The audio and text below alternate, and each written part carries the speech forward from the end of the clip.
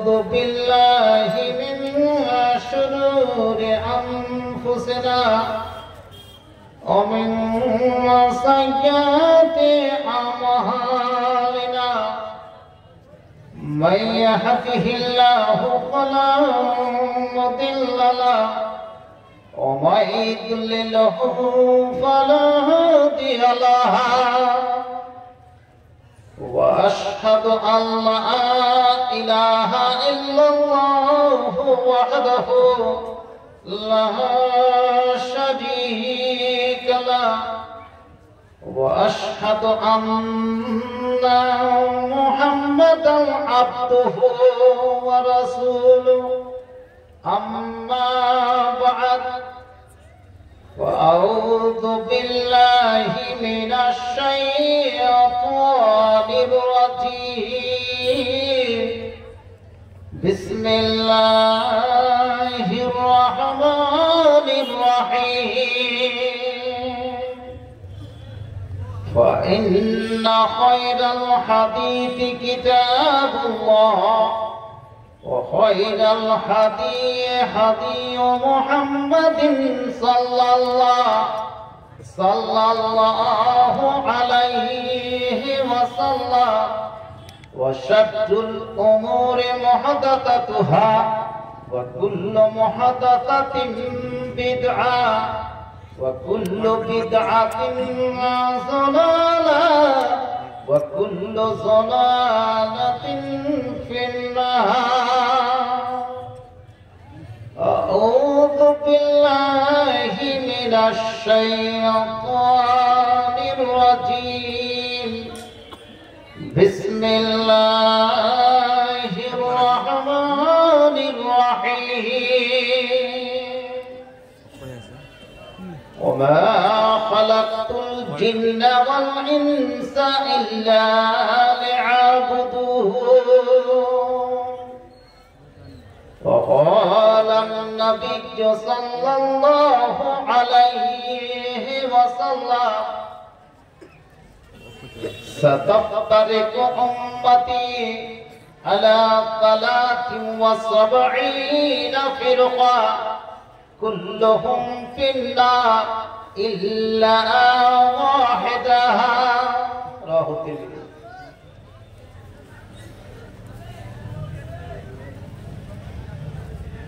চাদর ধরে কালেকশন করছে নাকি আমাকে মনে হচ্ছে এখন কিছুক্ষণ বসে থাকলেই ভালো হয় ডিস্টার্ব হচ্ছে মানুষের আমি যখন একটা ইঙ্গিত করবো তখন করেই বলবো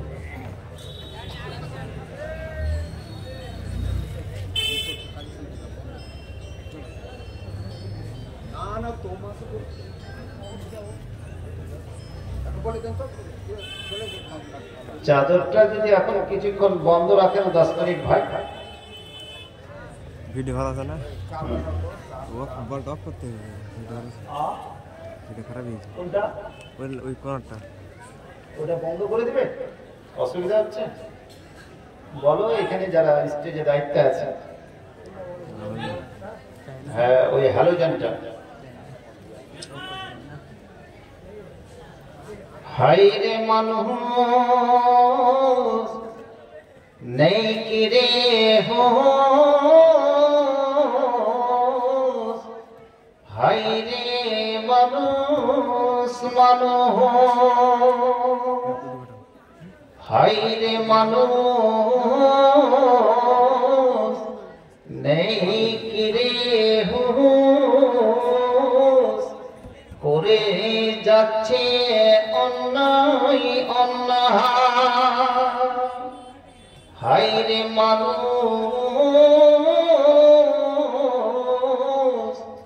নেই কি রে হোস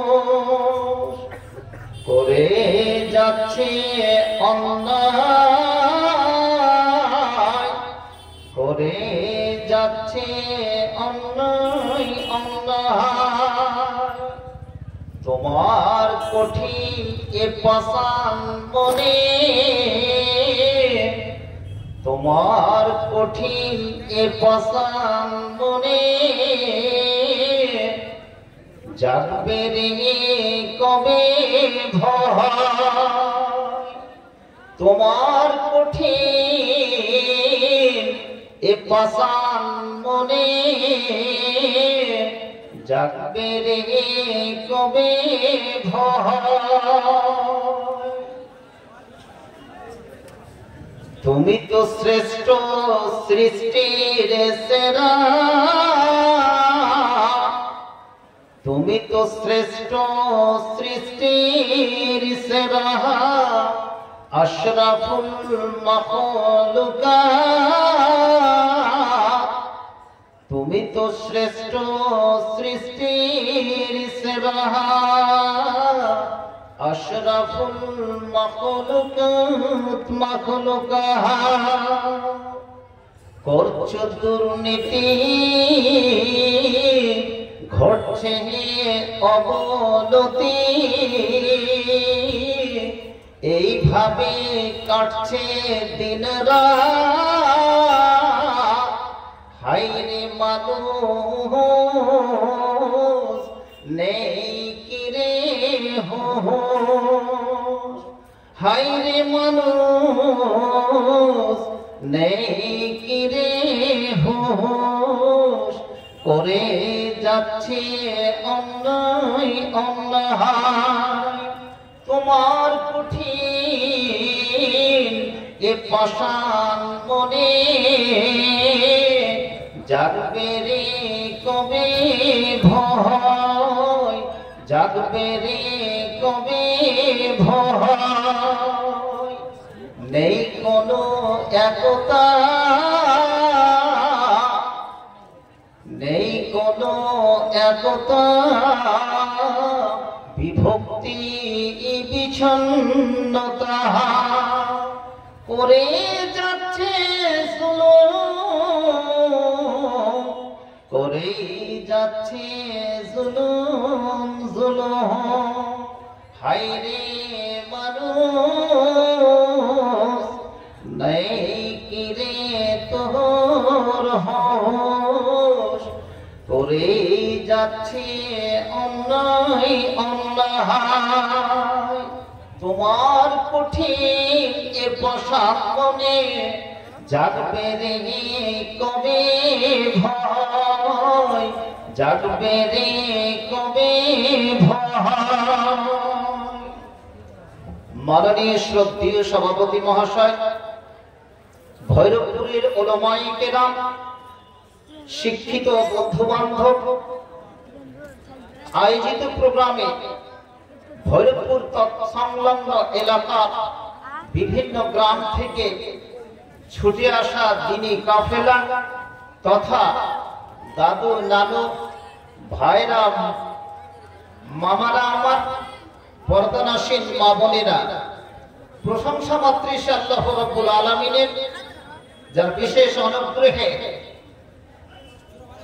ভৈরবপুরের জামে মসজিদ, যেই জামে মসজিদে বহির্ভ তার বাহিরের অংশটা আমাদের কাছে দৃষ্টিগোচর বা লক্ষণীয়, সেই মসজিদের উন্নতি কল্পে একটি বাৎসরিক দিনী সভা, সেই পূর্বের নাই প্রতি বছরের নাই এবারও সেই সভা, যে সভায় আমরা একাগ্র চিত্তে উপস্থিত হয়েছি, কিছু চাওয়া পাওয়ার আশায় একবার অন্তর থেকে পড়ি আলহামদুলিল্লাহ, সবাই পড়ি আলহামদুলিল্লাহ।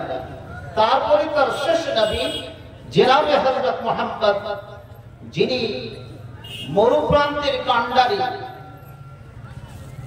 আরব দেশে উদিত হয়ে, মক্কায় উদিত হয়ে মদিনায় যিনি অস্তমিত গেলেন, যার বিরাট অবদান, বিরাট পরিশ্রম করে 23টি বছরের জীবনে পবিত্র আল কালাম পাক মানুষের আনাচে কানাচে বিভিন্ন জায়গায় যিনি পরিশ্রম করে পৌঁছে দিয়েছেন হযরতে জিবরিল মারফত, তারই উপরে শত শত দুরূদ বর্ষিত হোক। আল্লাহুম্মা সাল্লি আলাইহি, সকলে পড়ি আল্লাহুম্মা বারিক আলাইহি। প্রিয় ভাইরা আমার, আমিও ভৈরবপুরে আজকে অন্যান্য বছরের নাই আজকেও এসে উপস্থিত হয়েছি, নিজেকে কৃতজ্ঞতা প্রকাশ করছি, আল্লাহর কাছে কি শুকরিয়া আদা করছি। এই জালসায় দেশেরই সমস্ত উলামায়ে কেরাম ইনারা দাওয়াত দিয়েছেন।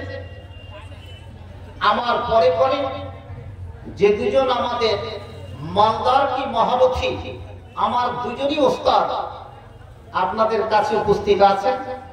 আমি কিছুক্ষণের জন্য আপনাদের কাছে এসেছি শুধু একটু ফিল্ডিং করার জন্য, তারপরে ওনাদেরকে মাইক্রোফোন লাউড স্পিকার দিয়ে দিব। আপনারা শেষ পর্যন্ত যতক্ষণ পর্যন্ত আলোচনা চলবে আশা করি আপনারা থাকবেন এবং অত্র মসজিদের দিকে লক্ষ্য রেখে কাজ করবেন। বলেন ইনশাআল্লাহ, সকলে পড়েন ইনশাআল্লাহ।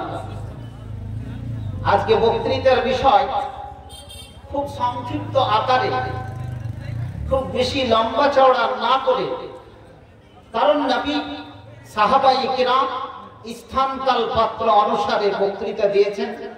আমিও সেই বক্তৃতা আজকে পরিবেশন করছি। যারা যুবক দাঁড়িয়ে আছেন, কিছু কিছু যুবক তো দাঁড়িয়ে বক্তৃতা শুনতে চায়, আমি বলবো যদি একটু বসে যায় তাহলে সুবিধা হবে কথাগুলো শোনা। দাঁড়িয়ে থেকে সেই সমস্ত জিনিসগুলো, দাঁড়িয়ে থেকে সমস্ত জিনিস হৃদয়ঙ্গম হয় না। যদি আমরা সায়েন্সের ছাত্র হই তাহলে সেটাই কিন্তু বাস্তবে আপনি বুঝতে পারবেন। ভারতবর্ষে ভূমিকার পূর্বে একটা কথা বলছি, ভারতবর্ষের যিনি সংবিধান রচনা করেছেন তার নামটা আমরা অনেকেই জানি, যারা সংবিধান চ্যাপ্টার পল সায়েন্সে পড়েছি, তার নাম হচ্ছে ডক্টর আম্বেদকর। এই লোকটা জাতপাতের কত সমস্যা ছিল ভারতবর্ষের মাটিতে, কোনদিন বেচারাকে ক্লাসে বসতে দেওয়া হতো না, কোনদিন জল পান করতে দেওয়া হতো না, নিজেই কিছু বেঁধে নিয়ে যেত। শিক্ষক থাকতেন ঘরের ভিতরে, রুমের ভিতরে, ক্লাসরুমে, বারান্দায় বসে বসে তিনি পড়তেন। সেই ব্যক্তিত্ব, পার্সোনালিটি আজকে ভারতবর্ষের সংবিধানকে রচনা করে গেছে।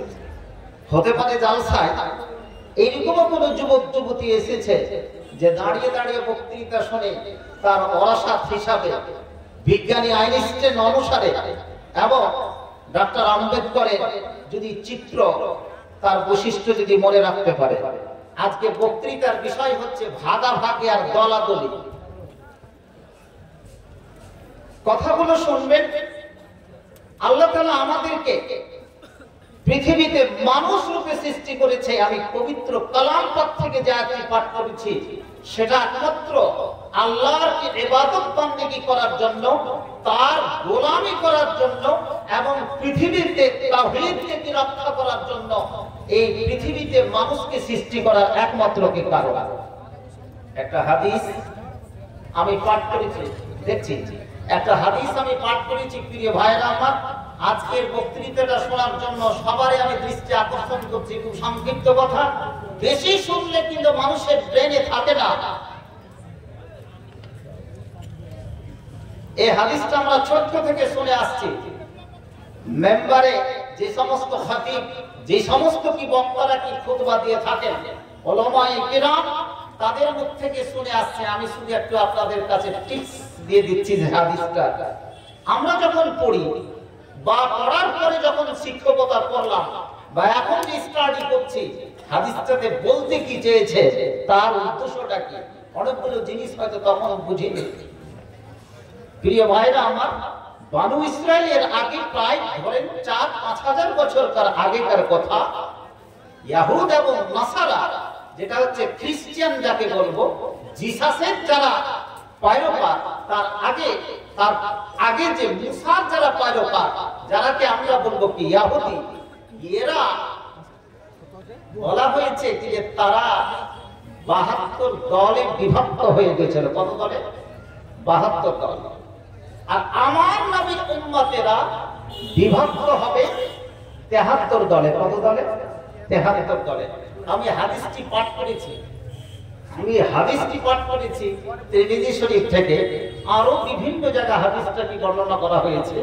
প্রিয় ভাইরা আমার, নবী মুহাম্মদ সাল্লাল্লাহু আলাইহি সাল্লামের দলেরা 73 দলে কি বিভক্ত হবে।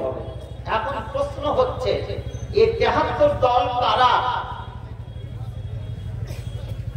এরা কোনো হিন্দু নয়, কোনো জৈন নয়, কোনো বৈষ্ণব নয়, কোনো কোল ভিল সাঁওতাল মুন্ডা নয়, এই সমস্ত কেউ নয়। মুসলমানের ভিতরে এখন যদি 202 কোটি যদি মুসলিম থাকে সারা বিশ্বে, এরাই কি 73টা দলে বিভক্ত হবে? সাতাত্তারিকু উম্মতি আলা 73 ফিরকাতান, অন্য রাতে এসেছে মিল্লাতান কুল্লুহুম ফিন্নার, প্রত্যেকটা দল 72টা দল যাবে কি জাহান্নামে, ইল্লা ওয়াহিদা, একটাই, এক্সেপ্ট অনলি ওয়ান, একটাই যাবে জান্নাতে। তারা কারা? যারা ভোরপুরে জালসা শুনতে এসেছে আর যে কোটা বক্তা এখানে করে বক্তৃতা দিতে এসেছে, আর যারা ডেলিগেটের জন্য কি ব্যবস্থা করেছে, এইটি লোক যাবে কি জান্নাতে, বাদ বাকি সব কি যাবে কি জাহান্নামে।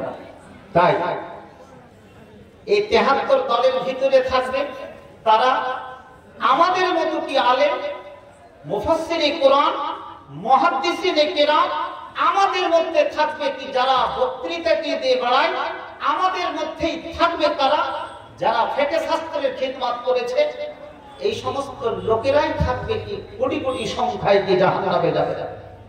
কোনদিন কি ভেবেছি? আহা, কোনদিন ভাবিনি, কোনদিন চিন্তাও করিনি এই সমস্ত লোকেরা একের পর এক কোটি কোটি সংখ্যায় কি জাহান্নামে যাবে। প্রিয় ভাইরা, কারণটা কি? কারণটা আমি পরে বলে দিচ্ছি আপনাদেরকে। একটাই কারণ, যদি কোনো ব্যক্তি যদি তাহাজ্জুদের কি নামাজ পড়ে কি সারা রাত্রি ধরে কি যদি কোরআন পড়ে, মসজিদের যদি সেক্রেটারি প্রেসিডেন্ট হয়, জি বিভিন্ন সংস্থার যদি সেই জায়গায় কি জড়িয়ে থাকে, এরাও যাবে কি জাহান্নামে, জান্নাতে যাওয়ার কোনো অবকাশ নেই। কারণ কি? ওখানে একটাই শব্দ বলে দেওয়া হয়েছে, ইফতিরাক। ইফতিরাক শব্দের অর্থ হচ্ছে কি? বিচ্ছিন্নতা, বিভিন্নতা। কমের ভিতরে, সমাজের ভিতরে, সোসাইটির ভিতরে একটা কোনো সংস্থাকে টুকরো টুকরো করে ভেঙে দেওয়া। তুমি যতই তুমি মহাদেশ হও না কেন, আর যতই তুমি সারা বিশ্বে বক্তৃতা দিয়ে বেড়াও না কেন, আর যতই তুমি মসজিদের কমিটির সেক্রেটারি প্রেসিডেন্ট হও না কেন, মাদ্রাসার তুমি নাজেম হও না কেন, তুমি যদি বিভক্ত করো, কোন সমাজকে যদি ভেঙে দাও, তোমার জন্য কি জাহান্নাম অপেক্ষা করছে। এই হচ্ছে কারণ। আপনি চিন্তা করুন, পরিবারে বাপ একটা বড়, বাপ একটা জামাতে, ছেলে একটা জামাতে, একটা সামান্য কি 10 ধরে কি 3টা পর্যন্ত কি জামাত পর্যন্ত আমরা কি বিভক্ত করে নিয়েছি। বাবার সাথে কি না ছেলের মিল আছে, না ছেলের সঙ্গে বাবার মিল আছে, গ্রামের কোন সনাতন মণ্ডলের সঙ্গে আছে। এই বিচ্ছিন্নতা, বিভিন্নতা সমাজ কি ভেঙে দেওয়া তোমার হচ্ছে কি জাহান্নামের কারণ। আর একটা কথা সভাপতি বলে দিলেন, আলেমের সঙ্গে কি আলেমের কোন মিল নেই, শুধু কি ব্যঙ্গ করে কথা বলে, শুধু মানুষকে সমালোচনা করে বেড়ায়। তাহলে এতগুলো ইবাদত বান্দেগী করে, এতগুলো হজ করে, এতগুলো উমরা করে, এতগুলো জালসা করে, মসজিদকে এত সুন্দর করে তৈরি করে কোনো লাভ আছে কি? বক্তৃতাটা আজকে শোনার জন্য তৈরি করছে আপনাকে। বিশ্বের যদি 200 কোটি মুসলিমের অবস্থা দেখেন, তাহলে একটাই কারণ, ইফতিরাক। ভেঙে দিয়েছে, ছিন্ন বিচ্ছিন্ন করে দিয়েছে। আপনাকে দেখাচ্ছি এই বিভক্তির কারণের জন্য, ফিলিস্তিনের মাটিতে আজকে কি লক্ষ লক্ষ শিশু, বুড়ো বুড়ি সহ হত্যা হচ্ছে, একমাত্র কি বিভক্তির কারণে। এই মুসলিমের একদল আমাদের প্রথম কিবলা কি বাইতুল মুকাদ্দাস, যেটা জেরুজালেম, সেই জেরুজালেমের একদল কি বিক্রি করে দিয়েছে আমাদের কি প্রথম কিবলা। নারে তাকবীর। ইতিহাস আপনাকে শুধু আমি টিপস দিয়ে যাচ্ছি। আপনার যদি কোনো বইপত্র লাইব্রেরিতে না থাকে, তো কমসে কম গুগল সার্চ করে বিভিন্ন রাইটারের বইগুলো পড়ে নেবেন। ইরাকের মাটিতে হত্যা করেছে আর হালাকুল খারকির নেতৃত্বে প্রায় 18 লক্ষ কি মুসলিমকে হত্যা করেছে নিজের সামনে কি বসে। আবার সেই সময় সেই যুগের মুফতি যারা যারা ফতোয়া ডিবেট করে বাগদাদের লাইব্রেরিতে বসে বসে ফতোয়া বিভিন্ন তর্ক বিতর্ক করছে। মুসলিম জবাই হয়ে চলে যাচ্ছে বাগদাদ ইরাকের মাটিতে, হালাকুল খান নেতৃত্বে চলে যাচ্ছে। আর যারা মুফতি যারা উলামায়ে কেরাম তারা বাগদাদের লাইব্রেরিতে বসে ডিবেট ফতোয়া তৈরি করছে। বেঈমানেরা কি? হযরত ঈসা আলাইহিস সালাতু সালাম যে গাধাটাতে চড়ে হজ করতে গেছিল, সে গাধার পিচ্ছা পাক না নাপাক ছিল? গাধা পাক না নাপাক? পুরোপুরি নাপাক। এইভাবে বাগদাদের মাটিতে সেই সময়তে বাগদাদের লাইব্রেরিতে যেই সমস্ত বই পুস্তকগুলো ছিল, ভাইরালেরা দুঃখ নিয়ে কথা বলছি, দিজলা দাজলা নদীতে সমস্ত বইগুলোকে যখন হালাকু ফেলে দিল, সমস্ত রকমের জলের স্রোত বন্ধ হয়ে গিয়েছিল। এর পিছনে ছিল বাগদাদকে ধ্বংস করার পিছনে মুসলিম, তাদের মধ্যে কি বিচ্ছিন্নতাবাদ, বিভক্তিকরণ, সোসাইটিকে তারা কি ভেঙে দিয়েছে। রোহিঙ্গারাকে আমরা কাতাল হতে দেখলাম, একদল মুসলিম তাতে জড়িয়ে আছে, তারাই আজকে কি সেই দেশটাকে নষ্ট করেছে কি? হয় ফিলিস্তিন তাই হলো সিরিয়ার মাটিতে 15 থেকে 20 লক্ষ মুসলিমকে কাতাল করলো কে? আমাদের মতো টুপিধারী মুসলিম তাদের জন্য কে দায়ী? ইরাক, সামারকান্দ, বোখারা, ইরাকের মাটিতে 20 থেকে 30 লক্ষ মুসলিমকে কাতাল করেছে। এটা ইফতিরা, আমাদের মধ্যে একদলকে বিচ্ছিন্নতাবাদ। সর্বোপরি যারা ইতিহাসের ছাত্র ভালো করে বলে শুনে নেবেন, আজ যে ওটোমান সাম্রাজ্য, যেটা ওসমানী খেলাফত, 3টা মহাদেশ ব্যাপী, যেটা আজকে ছিল ব্যাপী বিরাজমান ছিল, জালসার প্রয়োজন হতো না, মসজিদের কি প্রয়োজন হতো না, হতো না কেন অন্য কিছু? এটাকে ব্রিটেন, রাশিয়া, ফ্রান্সের সাথে মুসলিমের ভিতরে একদল ষড়যন্ত্র করে আজকে ধ্বংস করে দিয়েছে অটোমান সাম্রাজ্য। নাউযুবিল্লাহি মিন যালিক। আপনাকে কি দেখাবো? আমরা যখন মধ্যপ্রদেশের যখন ইতিহাস পড়ি, আপনারা শুনে রেখেছেন হায়দার আলী, টিপু সুলতান, মীর সাদেককে নষ্ট করেছিল কে? এরা একসঙ্গে অপরকে লড়িয়ে দিয়ে বিচ্ছিন্নতা করে তুমি তোমার ইগোর লড়াইয়ের জন্য, এই লড়াইটা আজকে বাদিয়া প্রত্যেকটা পরিবারের, সোসাইটিতে, সমাজে চলছে। শেষ অবস্থা, এটা হাদিস বলছে, মানুষের মধ্যে যখন অতিরিক্ত শদীদ ইখতিলাফ হয়ে যাবে, হাদিস কিতাবুল ফিতানে আশরাফুল কিয়াম, অপেক্ষা করুন, আপনার কাছে শুধু ডেলিগেট খেয়ে নেওয়া, বছরে একটা কি জালসা করে নেওয়া, মসজিদকে সুন্দর করে নেওয়া, এটা ইসলাম শরীয়ত নয়। আমি বাংলা জালসা বলছিলাম, কিন্তু তুমি যদি কোরআন পড়ে যদি তুমি না মরো, কোরআন যদি তুমি শিখতে যদি কি তুমি না পারো, তোমার যদি তো ম্যান্ডেটরি তুমি পড়তে পারো, can read or right, recite শুধু পড়তে পারো, এই পড়ে যদি তুমি মারা না যাও, তাহলে কুকুর ভবিষ্যৎ ছাগলের তোমার মৃত্যু হবে। ফতোয়া এটা তুমি নোট করে নাও। প্রিয় ভাইরা, আমি বলতে চাইছি, এই বিভক্তির কারণে একটা দল কিন্তু শেষ হয়ে গেছে, মুসলিমকে শেষ করে দিয়েছে। এই বিভক্তির কারণের জন্য আপনাকে দেখাচ্ছে আজকে মুসলিম রাষ্ট্র কতটি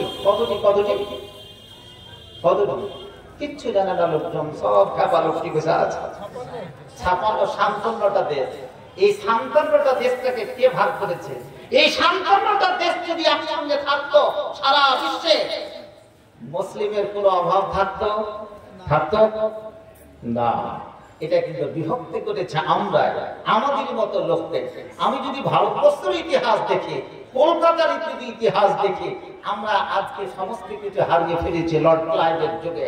কোন মুসলিম মির্জাফরকে সম্মুখ থেকে ভারতবর্ষের মাটিতে ঢুকে প্রায় 1500 বছর রাজত্ব করে শুধু জি হুজুর আর স্যার বলে আজকে আমরা কি বেঁচে আছি? নারে তাকবীর! প্রিয় ভাইরা আমার, বক্তৃতা আজকে যে কথাগুলো বলছি কান খুলে শুনে রাখুন। ইমানের স্পিরিটকরণ সময় বলে দিচ্ছে, কতদিন এরকম চলবে? মানুষকে বেঈমানি, শয়তানি আর ধোঁকাবাজি আত্মসাৎ করে কতদিন পৃথিবীতে থাকবেন? মসজিদে হাজিরি দিবেন আলাদা কথা, কিন্তু সবচেয়ে দেখেন সত্যবাদিতা, নাই পরায়ণতা, আমানতদারিতা যদি কোনো মুসলিমের ভিতরে না থাকে, তুমি পুরোপুরিতে মুমিন নও। প্রিয় ভাইরা আমার, খুব ব্যথা নিয়ে কথা বলছি। বিভিন্ন জালসায় যাচ্ছি, আজকে জালসা শোনার কোনো লোক পাওয়া যায় না। জি নেচে নিল কুদি নিল বক্তারা, সেখানে চলে গেল। এখানে করে যারা ইউটিউবার আছে, আজকে গোরখপুরের মাটিতে সারা পৃথিবীর 850 কোটি মানুষ দেখছে যে এখানে করে একটা জলসা হচ্ছে, ঠিক না বেটি? এই ভিডিওটা 850 কোটি মানুষ পৃথিবীর কি দেখছে? তুমি ডাক্তার না দেখো, তুমি জিলেবির দোকানে তুমি ফিরে যাও, তুমি যেখানে করে যাবে যাও, কিন্তু তোমাকে তো দেখে নিচ্ছে একটা স্যাটেলাইট নিয়ে। তুমি কোথায় আছো? তাহলে তুমি কি চরিত্রে, তুমি কি বৈশিষ্ট্যে, তুমি কিসে, তোমাকে এটা পরিচয় অবশ্যই কি দিতে হবে। প্রিয় ভাইরা, আমরা তাহলে জান্নাত পেতে পারবো কি করে? আমি আয়াত পাঠ করেছি বিভক্তির কারণের জন্য। আজকে যদি কোন মোড়ল সরকার, মসজিদের কমিটি, কোন সংস্থার হাজারো ইবাদত বান্দিগি যদি করতে থাকে, কিন্তু যদি মানুষের মধ্যে শুধু লড়ালড়ি করিয়ে দেয়, দলাদলি করিয়ে দাও, তুমি সাবধান, প্লিজ বি অ্যালার্ট। তোমার 60 বছরে ইবাদত বান্দিগি করে কোনো লাভ হবে না, তুমি দাঁড়িয়ে রেখে রাখো। তোমার জন্য কি জাহান্নাম কি অপেক্ষা করছে প্রিয় ভাইরা? তাহলে জাহান্নামে তো সবাই আমি ধরে দিলাম, জান্নাত তো আমি পেতে পারি না। তাহলে জান্নাত যদি কি পেতে হয় তাহলে কি করতে হবে? এরকম কি হয়ে গেল ভাই? এটা দেখি অসুবিধা হচ্ছে কি? আমাকে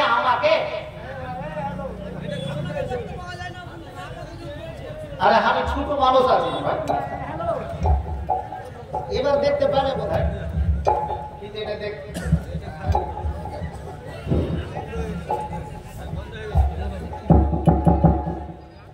এবার দেখতে পাওয়া যাচ্ছে কি ভাই?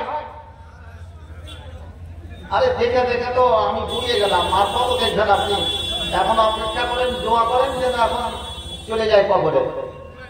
তুমি ভাই না আমার, তাহলে তার জান্নাত পাওয়াই যাবে না নাকি? মুশকিল, কেউ বোধ পাবো না। যে অবস্থাটা,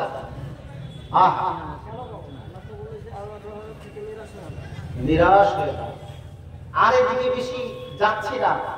একটা জিনিস আমরা তওবা করে নিই, যদি 2-4-5 জন যদি এর থেকে তৈরি হয়ে যায়, করবো ইবাদত বান্দিগি, কিন্তু মানুষের মধ্যে কোনো দলাদলি ভাগাভাগি করবো না। বলুন সবাই ইনশাআল্লাহ। এই কাজটা থেকে বিরত থাকে না। সমাজ কিন্তু শেষ হয়ে গেছে, আর কিছু নেই, চিন্তারা সমস্ত কিছু ভেঙে গেছে। আর বক্তৃতার জগতে এখানে বসে সবাই, এখানে তো ট্যাক্স লাগে না, দিদি ট্যাক্স লাগালে এখানে আরো লক্ষ্মী ভান্ডার থেকে সুর করে ঢুকে যাচ্ছে, কিন্তু এখানে ট্যাক্স লাগালে আমার মতো ছেলে আর কি বক্তৃতা দিত না। সবাই কিন্তু এখানে করে জবানকে কি বন্ধ করে দিত। প্রিয় ভাইরা আমার, আমি বলতে চাইছি জাহান্নাম তাহলে আমরা সবাই চলে যাব, তাহলে জান্নাতে কে যাবে? গ্রাম বাংলায় কথা আছে, একটা লোক নামাজই পড়ে না, একটা লোক নামাজই পড়ে না, চলে গেল, তার জানাজা পড়ে দিল সবাই। বলছে অনেকে ভৈরবপুরের লোক, ওই লোকটা শূন্য হতে চলে গেছে, কিচ্ছু করে জানে নামাজ রোজা। তোমাকে কে লাইসেন্সটা দিয়েছে যে লোকটা শূন্য হতে গেছে?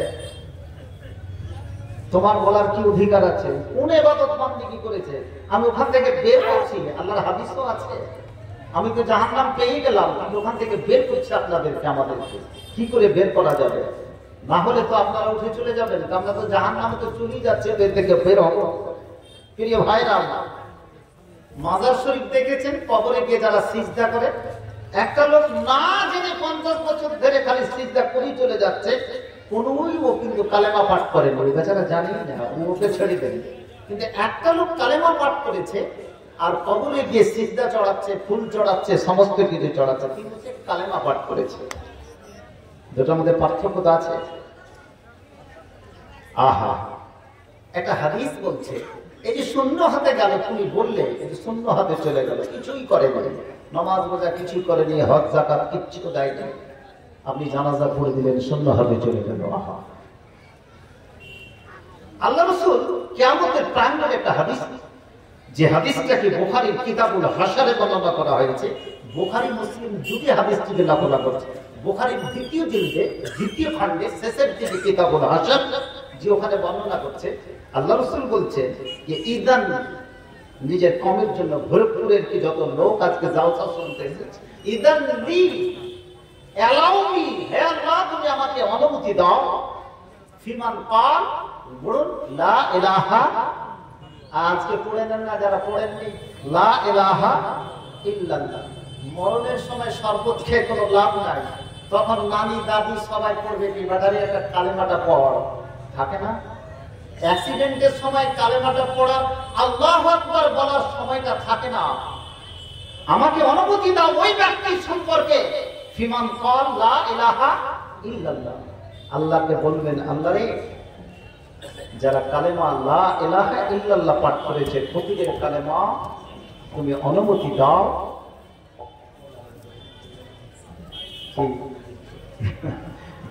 যা খুশি সবই। তো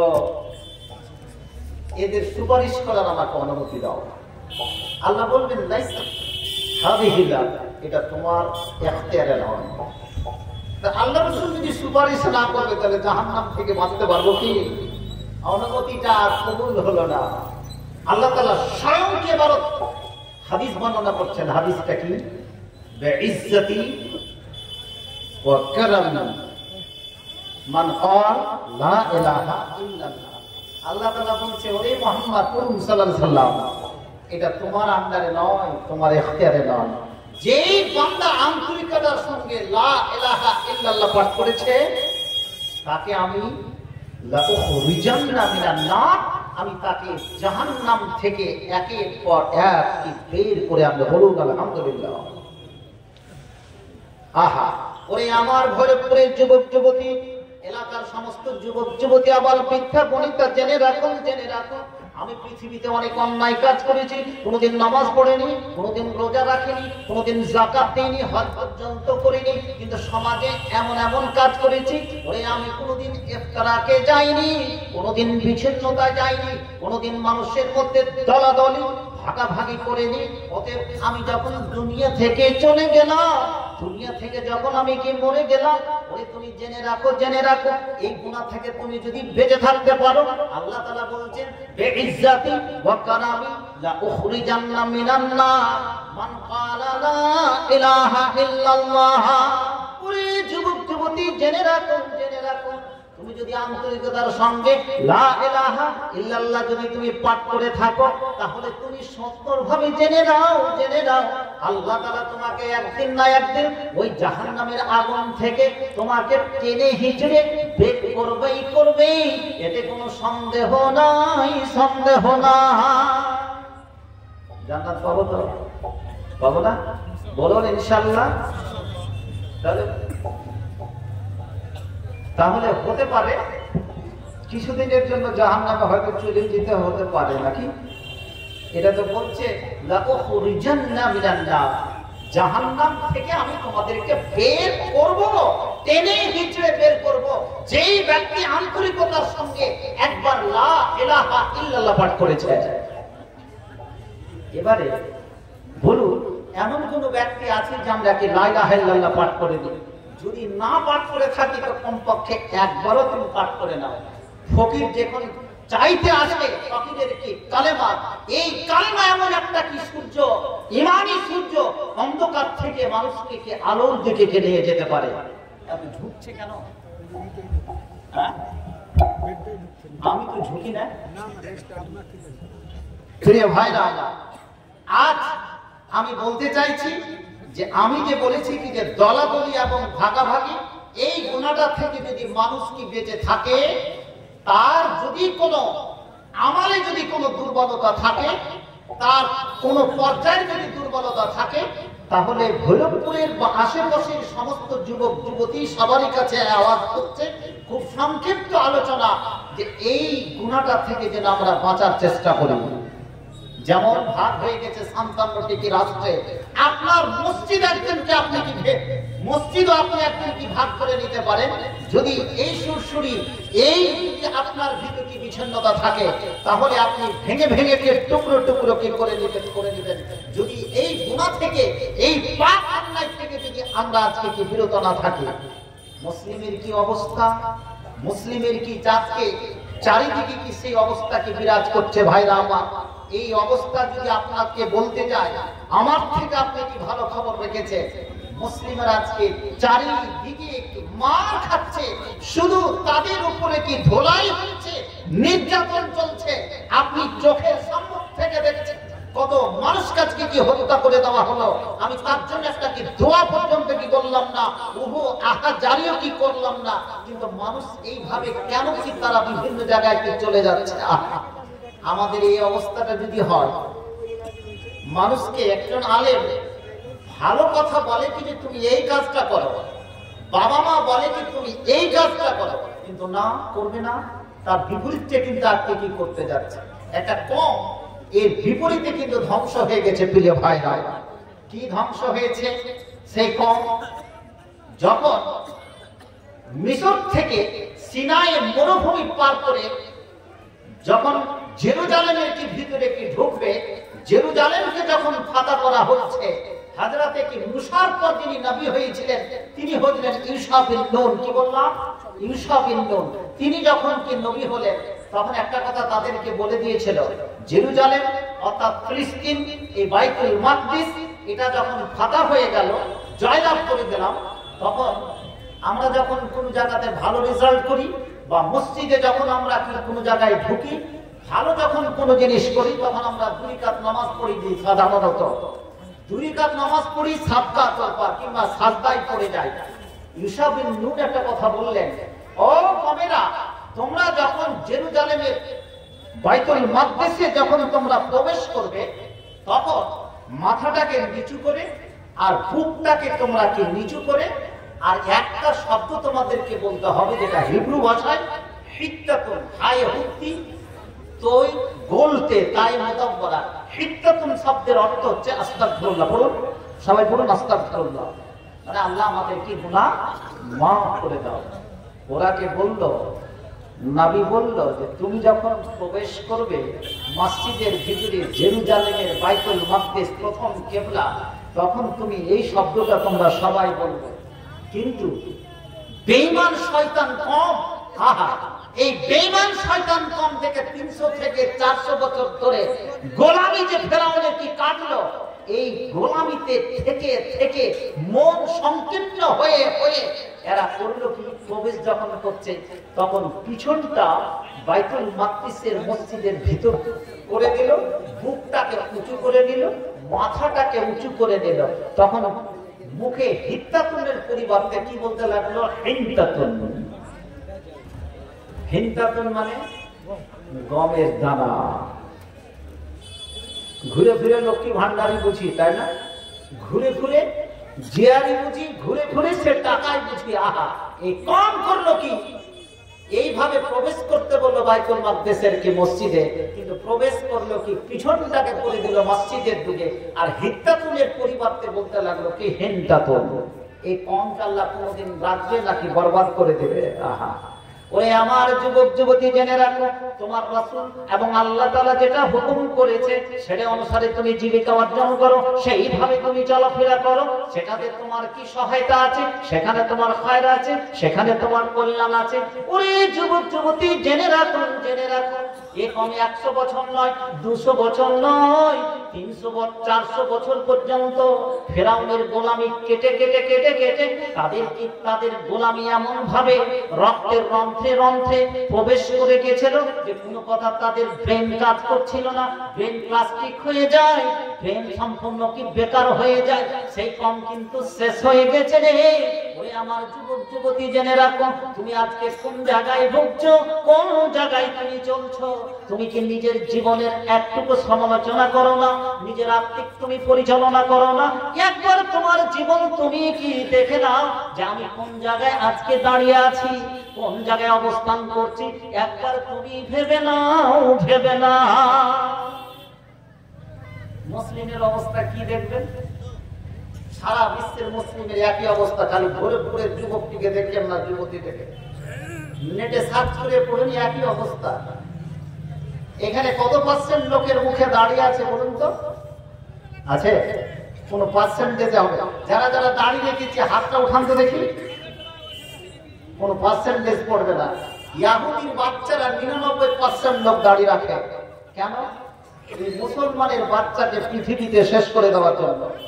মাত্র 1.5 কোটি তারা কি ইয়াহুদি, মুসলমানদের পিছনে তারা টাকা গুনে গুনে চুনে চুনে কি রাখে, জমা করে রাখে। আর কিন্তু যারা খ্রিস্টান, যারা জিসাসের কি বাত, এরা শুধু পাগলের মতো কি ঘুরে বেড়ায়, পাগলের মতো মদ খায়, পার্কে ঘুরে বেড়ায়, বিভিন্ন জায়গায় ঘুরে বেড়ায়।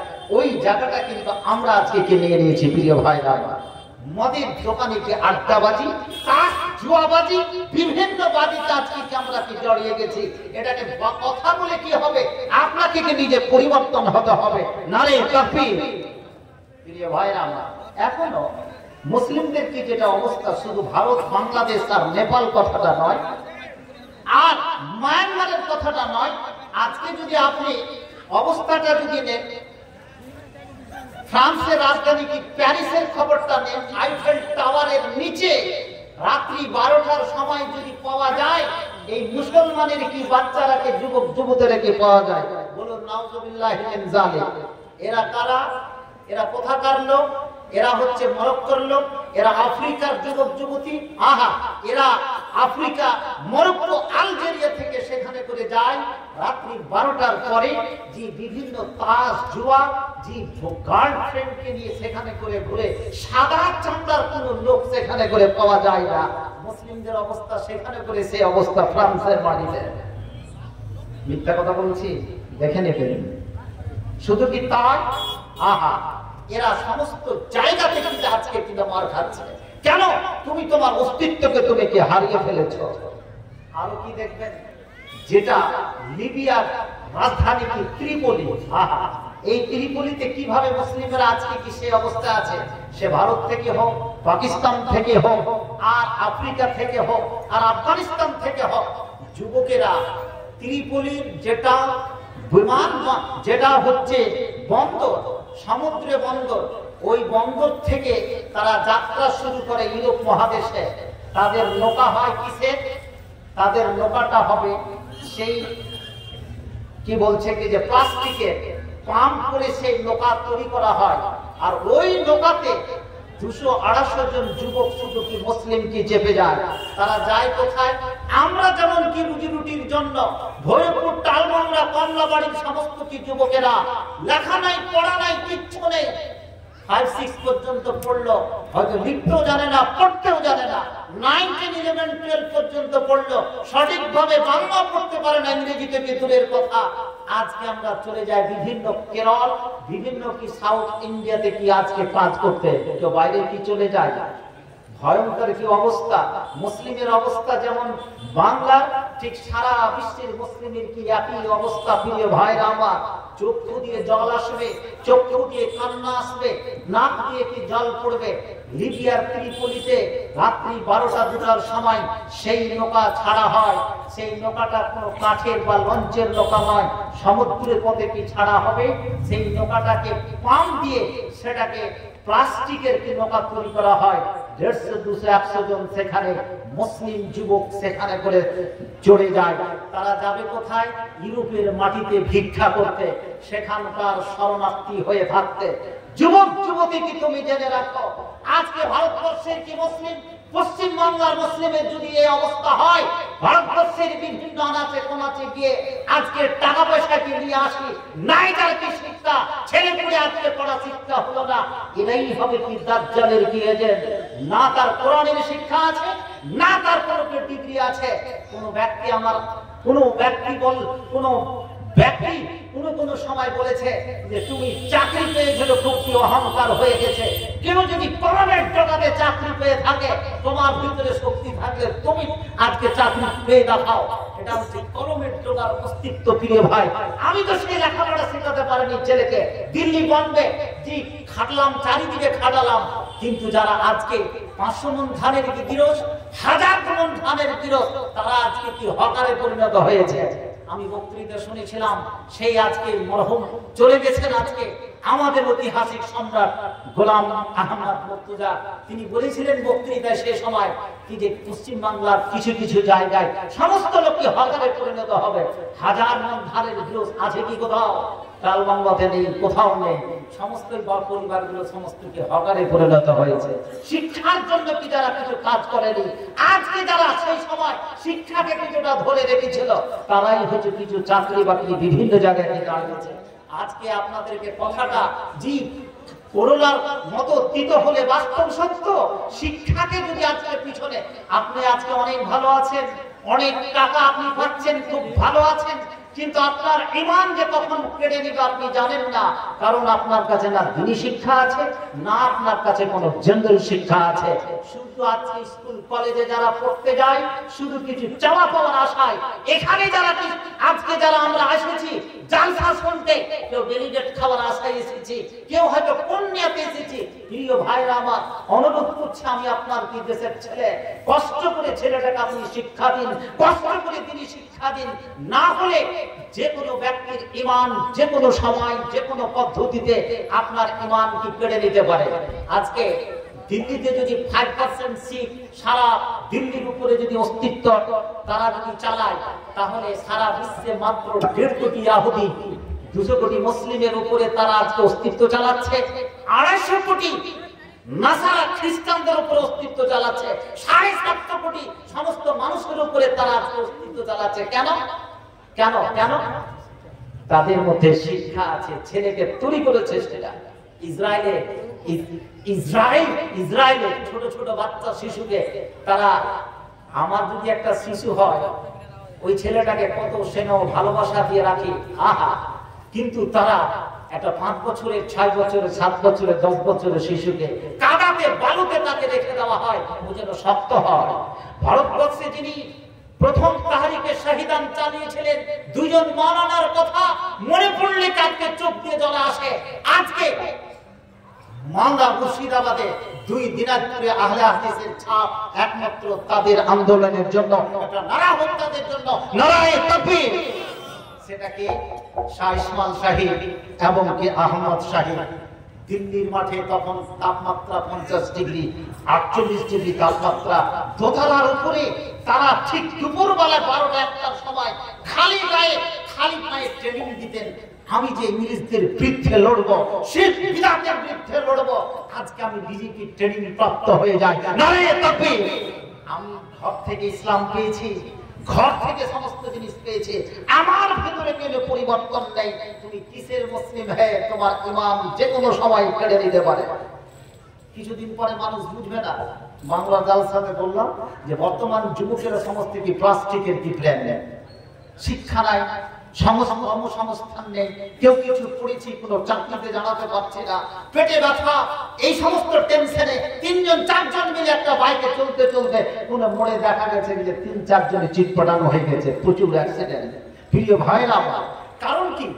কারণ কি অ্যাক্সিডেন্টের কারণ কি এতগুলো? তার মানে আজকে কি শিক্ষাকে অধঃপতনের কারণের জন্য। এক যুগে যারা শিক্ষা অর্জন করেছে, যারা করেছে কি করে, তখন তো কোনো কিছু ছিল না, তাদের পয়সাও ছিল না, রাস্তাঘাট ছিল না, তারা কি করে আজকে এই জায়গা থেকে পৌঁছলো? এখন তো আমার কাছে পয়সা হয়েছে, অসুবিধা কিছু নেই। একটা গরিব মানুষ, কোনো মানুষ না খেয়ে মরে না, তুমি ছেলেটাকে কেন শিক্ষা দিবে? কেন তুমি কেরালার কি বম্বে আর কি পাটনা তাকে পৌঁছাবে? ছেলেটাকে শিক্ষা দেওয়ার অর্জন করুন, না হলে কাউরি চাকরি বাকরি দেখে কোনো লাভ নেই। 2-1টা ছেলে দাঁড়াবে, তার দিকে আপনার চোখ থাকবে কেন? আপনি নিজের ছেলেটাকে তৈরি করুন, যে আশীর্বাদ নেন শিক্ষকের, মানুষের আশীর্বাদ নেন। যদি সমাজের ছেলে পেলে তৈরি না হয়, তাহলে ওই সমাজ উন্নতি হতে পারে না।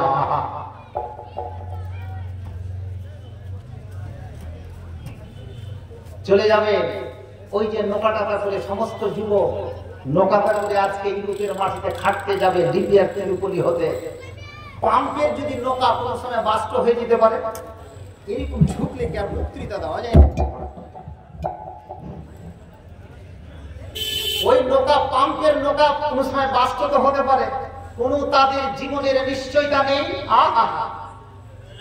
রাস্তা পথে সমুদ্রে ওই নৌকাটা, অর্থাৎ ওই যে পাম্প, ওই যে পাম্পের নৌকা, প্লাস্টিকের নৌকা, 150-200 জন সেই নৌকাতে অরহিত অবস্থায় আছে। হতে পারে সমুদ্রে যদি বাস্ট হয়ে যায়, 150-200 জন সমুদ্রের মাঝে চলে গেল। যদি কোন রকম ভাবে সমুদ্র পার করে যদি উঠে কোথায় ওই ইউরোপের মাটিতে, তাহলে তারা শরণার্থী হয়ে থাকবে, তারা ভিক্ষা দিবে, তারা কি শরণার্থী রূপে সেখানে করে একটাকে জায়গা দেবে। সারা বিশ্বের 200 কোটি মুসলিমের কি এই অবস্থা? প্রিয় ভাইরা আমার, কেন আজকে কিছু কিছু পরিবার, খুব দুঃখ বেদনা নিয়ে বলছি, কিছু কিছু পরিবার চায়ের দোকানে বসে কি আলোচনা করে, আরে আমার এই পোতাটা মাত্র 6 বছরের শিশু, কি ইংরেজি বলছে কোনো বুঝতে পারি না, এত সুন্দর টাড়াং টাড়াং ইংরেজি বলছে, আর বুক ফুলিয়ে সেখানে করে পাঞ্চা বাচ্চার কি কথা বলছে। প্রিয় ভাইরা আমার, এই ইংরেজি শিখছি আমরা, এই ইংরেজি শিখার প্রকৃতি এত, ওই যুবকগুলোকে সমস্ত শরণার্থী রূপে ইউরোপেরা কি জায়গা দিবে? একযোগে যেমন ভারতবর্ষে বাংলাদেশ থেকে যখন এসেছিল তারা শরণার্থী হিসাবে তাদেরকে কি জায়গা দেওয়া হয়েছিল, আর তাদেরকে সেখানে করে কি জায়গা দিবে? আর বাচ্চা একটা শিশু জন্ম নেওয়ার পরে আমার ছেলেকে ডক্টর ইঞ্জিনিয়ার করবো, খুব ভালো কথা, আমি অসুবিধা কিছু নয়। প্রথমে তারাকে ইংরেজি আমরা কি শিক্ষা দিই, কিন্তু শিক্ষা দেওয়া উচিতটা কি ছিল? কি প্রথম শিক্ষাটা দেওয়া উচিত ছিল কি? কোনদিন এটা কথা বলে না যে আমার ছেলেটা সুন্দর নুরানি কায়দাটা পড়তে পারছে, আমসি পাড়ার এতটি সূরা মুখস্থ করে নিয়েছে, আলিফ বা তা সা পড়তে পারছে, এটা ছিল কি গর্বের কথা, এটা ছিল তার সবচেয়ে কি ঈমানের কথা।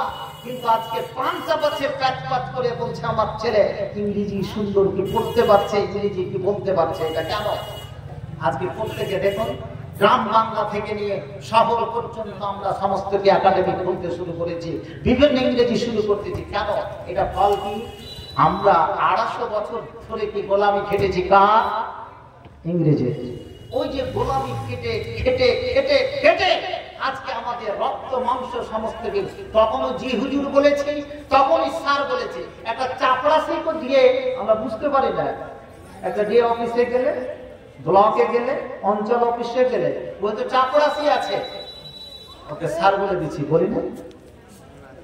একজন হেডমাস্টার কি ওকে স্যার বলছে, তার মানে কি?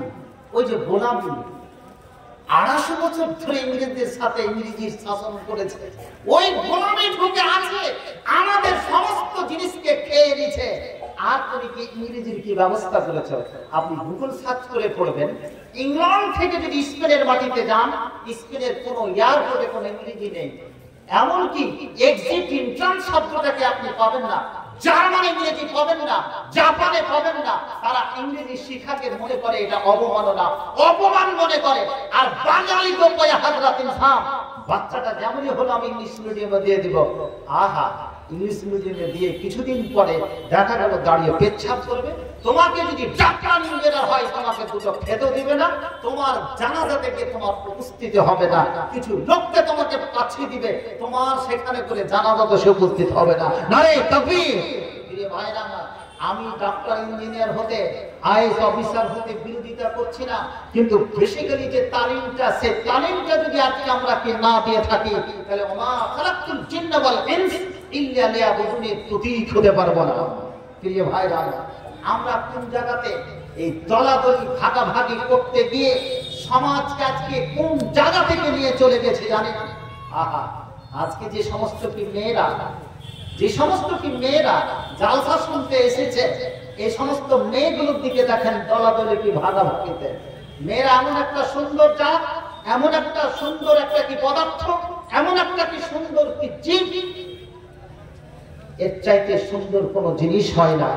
প্রত্যেকেরই স্ত্রী আছে, প্রত্যেকেরই যুবতী কি মেয়ে আছে, প্রত্যেকেরই যুবতী স্ত্রী আছে, জি মা বোন, জি সমস্ত কিছু খালা আছে।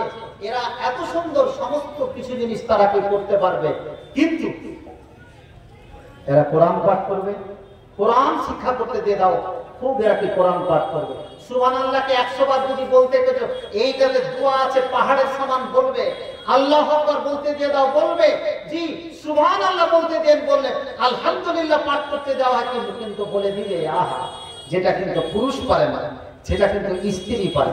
আবার এরা সমাজের ক্ষেত্রে চলতে চলতে দেখা যায় যে এরা মাথাতে বোরকাও পরে, আবার বোরকা পড়তে পড়তে কি দেখা যায় মেকআপও করে, হাতে দাস্তনাও করে। আবার কিছু কিছু মেয়েকে দেখবেন যারা ড্রাইভিং করে তারা সমস্ত কি বোরকা মেকআপ করে, আবার পায়ে তারা মোজাও করে, কিছুই আপনার কি দেখার কিছু নেই, কিন্তু সমস্ত কিছু। আবার গানের ক্ষেত্রে যদি এদেরকে বলা হয় তাহলে তারা নাক মাছি কান মাছি সমস্ত কিছু কিন্তু খুলে দিয়ে দেওয়া হয়। ওই মেয়েটাকে দেখা গেল রাত্রিবেলায় তাহাজ্জুদের কি নামাজও পড়ে, তাহাজ্জুদের নামাজ পড়ে, কোনো জায়গাতে অভাব নেই।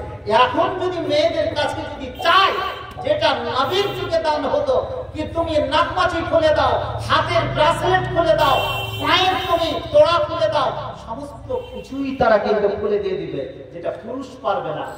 বিভক্ত সবই কিছু কিন্তু তারা পারবে, এতখানি ক্ষমতা আছে। কিন্তু যেটা হচ্ছে তাদের এগুলো এতগুলো দান করা সত্ত্বেও কিন্তু সে জাহান্নামী মেয়ে। যেমন আপনাকে আমি জাহান্নামী বানালাম, যেটা ইফতিরাক, বিচ্ছিন্নতা, বিভিন্নতার মধ্যে যদি আপনি জড়িয়ে থাকেন। আর মেয়েদের মধ্যে কি থাকে? একটাই কারণ, পুরুষটাকে কিন্তু এতগুলো বৈশিষ্ট্য থাকা সত্ত্বেও ওই মেয়েটা কিন্তু পুরুষটাকে পুরুষ বলেই গণ্য করে না।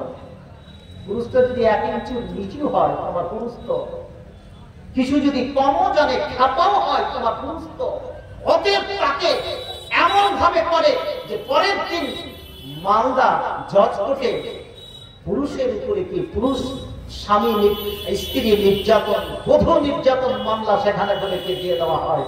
নির্যাতন করেছে স্ত্রী, কিন্তু নির্যাতনের মামলা দিচ্ছে পুরুষের উপরে সেই স্ত্রী। প্রিয় ভাইরা আমার, এই ঘটনাগুলো ঘটছে। আমার একজন কম্পিউটারের টিচার, মিলনগড় সিনিয়রের কথা বলছি, ওর বাবা মৃত্যুর সঙ্গে লড়াই করছে, দাদাটাও মৃত্যুর সঙ্গে লড়াই করছে। জি, বাইকে দুজনই ছিল, দুজনই কি মরমর অবস্থা। আজকে 9 লক্ষ টাকা খরচ হয়ে গেল। করেছে তাদের কোনো অন্যায় নেই, কিন্তু যারা অ্যাক্সিডেন্ট করেছে তারাই উল্টে কেসটা দিয়ে তাদেরকে কি ভাসিয়ে দিয়েছে।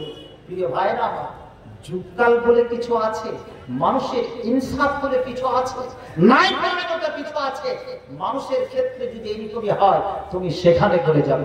ও মেয়ে, তুমি আজকে পুরুষের খিদমত করতে গেলে তোমার কাছে যদি করোনার তেতো যদি জুস মনে হয়, তাহলে এতগুলো ইবাদত বন্দেগী করে তোমার কোনো কাজ দেবে না। ওরে আমার যুবতী মায়েরাকে শুনে রাখো, আমি যে বিষয়ে কথা বলছি তুমি জেনে রাখো।